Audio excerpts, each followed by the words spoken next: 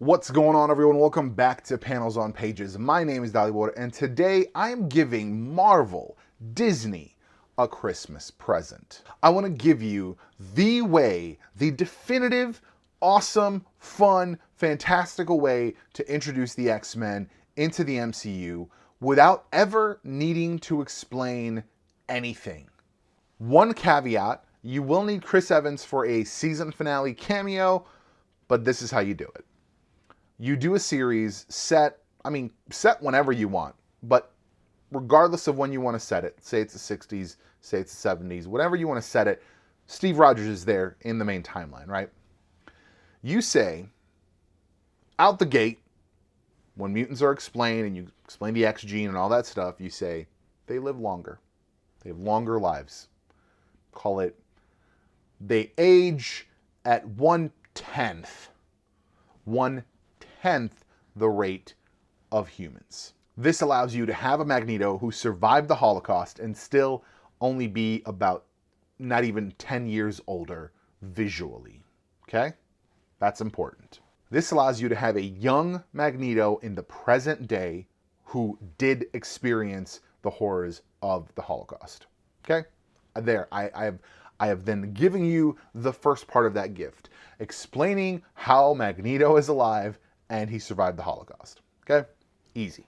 And for those wondering about, oh, what about Wolverine? Like, he already ages slowly. You just say he ages extra slowly. 1/1000th the rate of normal humans. That way, it's only been like 20 years for him, even though he's been alive for 200. So there, that's how we fix the aging thing. Now, you run your first X-Men, and I would say you run the original team as was. You do, obviously, out the gate, make Bobby gay because he's gay in the comics, but make his keeping that secret like part of his own internal drama, part of why he's a jokester and why he's like the most fun. He wants to just like make the spectacle he creates part of his cover, if you will. Now, aside from that, I'm not going to talk what other casting changes you might make. You could easily make Scott Black. There's options there. I'm going to leave that to the professionals. I personally don't care. I think practically speaking, if you are going to set it in the 60s, there is going to be more attention drawn, if you will, to a group of people that are kind of out of place already if they have a black person with them, if it's in the 60s. There's just no way around that. You know, if you're gonna do any sort of realism to the history of the world, there's just no way around that. So effectively, it would just be a group of white kids, but that is not necessarily the only way to do it. There are options. You could do it differently. You could make people different ethnicities. Besides Warren, I would say nobody needs to be white. Warren is the only one that I would say needs might even be too strong a word, but Warren would probably best be served by being white because he's supposed to be like legacy rich. His whole family's supposed to be rich, so there's ways around that, obviously storytelling. But again, I think the only thing that you would definitely want to do is make sure that Bobby is gay. And again, that he could be out to the team. He could be out to Jean directly because, like, you know, she senses it and she's his confidant. You know, there's ways to do it.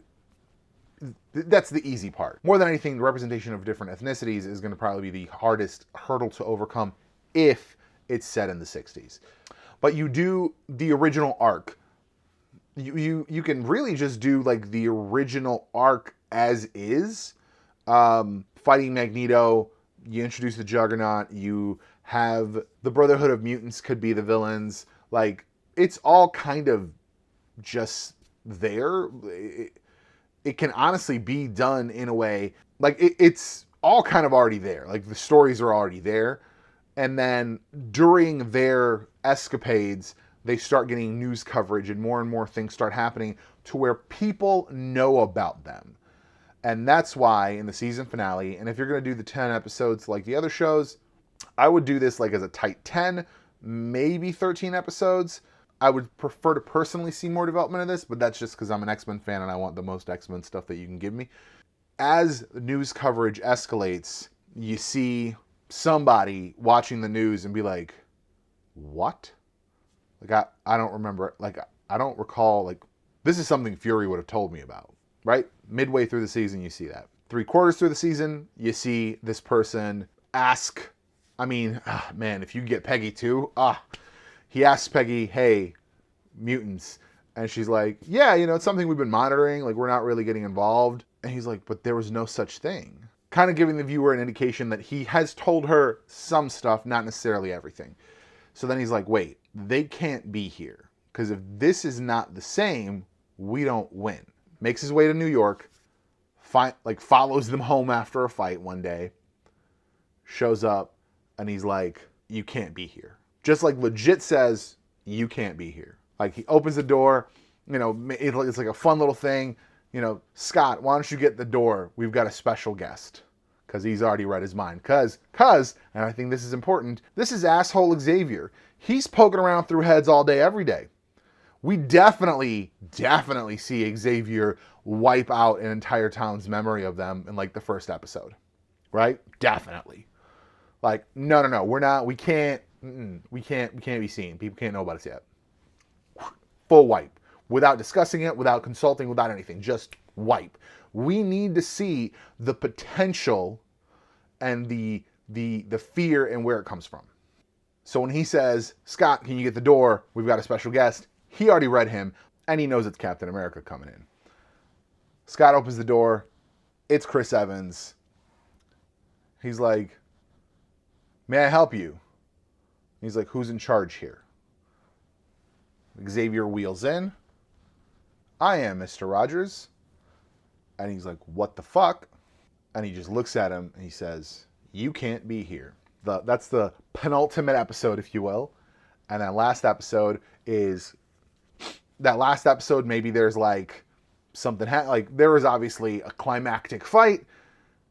But during that fight, back at the Institute, Steve's like, you cannot exist. I don't know what exactly happened, but you cannot exist because the future is in jeopardy if you're here. Because you are jeopardizing the math. And he's like, you're fucking crazy, dude. He's like, you clearly read my mind when I was walking up. Read my mind now. And he's like, boom, and you get flashbacks of Endgame. And it's like, oh shit. Maybe even a flashback. It's like one of those, like, I feel if you're just really bold and you just got some cameo money with you, Disney, you get Downey and Evans to do a flashback of them talking right after he got back to Earth. And he's like, you know, Strange did the future vision thing. There's only one way we win, blah, blah, blah. So he's like, you know, we have to go the one route. So Steve put 2 and 2 together and he's like, listen, there were no mutants in the future. There were no mutants. They didn't exist. No one knew about mutants. No one talked about them. This is not something that can be part of the historical record. And he's like, what the fuck are you telling me? Are you telling me that I just need to, like, do I need to kill off all the mutants? Like, this, like, I see that this happened. This is a real thing that happened. He's like, I understand the dire necessity of this, but what are you telling me? And Steve's like, I don't know what to tell you, but you cannot be here. And that is essentially like, Steve leaves, the team comes back. That is the end of season 1. Then you maybe go into a movie where the premise is, how the fuck do we disappear the entire mutant species? And you come up with what happened at the end of the last Uncanny X-Men series, where Emma had effectively a Cerebro-type rig that made everyone forget mutants existed for a bit. She turned it back off. But my point is, because mutants don't age as fast as people do, you have them just erase everyone. Season 2, you come back out from, you do this movie, you do a season 2. What's happening in the meantime? You do, call it 6 episodes, right? 6 decades. Per decade, what they're doing in the background. Like, because no one can, at this point, if you do it like they did in the comics, people can't even perceive mutants. They can't, like, you could pull claws out right in front of someone, they wouldn't see them. They wouldn't see that happen. So you show them maybe being part of certain things without being recognized, without anyone knowing that it happened. So then by the end of that season, you show them being part of Endgame, being part of the attack on New York, being part of Infinity War. Like, they were there, just not there. You know what I mean? Like, people didn't see them. And at the end of that season, after the blip, like, one episode is just like the 5 years, and it's just like scene after scene changing. Like, half the people are missing, half the team's missing. Then you know, Xavier maybe was like the power battery for the thing, and he went comatose when everyone fucking blipped out. When everyone comes back, he's shocked awake. He almost fucking screws up, let's say, almost fucking loses the illusion. And when they start hearing about what happened, when they hear about Thanos, when they hear about the fight, he's like, it's finally over. And he fucking takes it off. And that's how you end season 2. And at that point, mutants are everywhere. No need to explain, no need to fucking backtrack. At that point, mutants are everywhere, and you could just go on with including them in the other shit, right? When you do a Black Panther 3, you do a Storm cameo with a recast T'Challa. Like, it effectively has to happen. I understand that there is a matter of respect that they're suggesting. I think it would be disrespectful to devalue that franchise by not having a Black Panther main actor involved. But that's me. So that's how you do it. That's how you bring mutants into the MCU and say they've always been there. Now, you could use the Fox actors.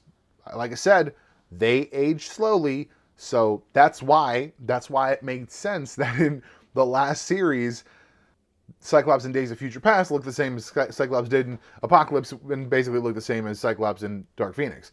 Like, they age slowly, right?